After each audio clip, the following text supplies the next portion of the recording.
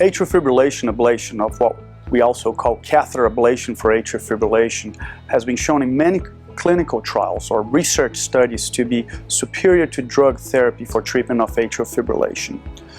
Atrial fibrillation ablation is typically performed in specialized centers in hospitals, and it should be performed in hospitals that have a lot of experience with it, with high volumes, so that it can be done safely.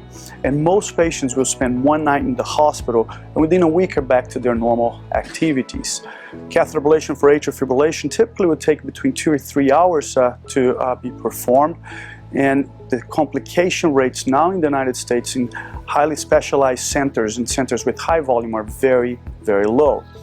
The success rates that has been shown in clinical trials and also in many centers with good experience in atrial fibrillation ablation has been as high as 85 to 90%. And that has been confirmed in many clinical trials and registries and databases in hospitals that perform this routinely. So how is atrial fibrillation ablation performed?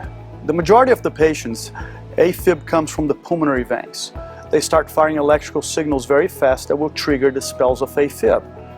With that, our goal with this procedure is to isolate the pulmonary veins electrically. And as you can see in this animation, ablation is performed around the pulmonary veins with the goal of creating a rim of scar tissue that will prevent the signals from getting into the left atrium and triggering the episodes of atrial fibrillation.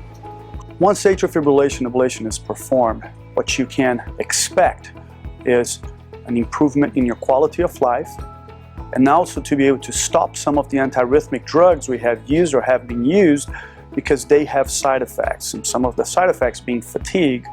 So being off those drugs and also being free of atrial fibrillation will improve your quality of life.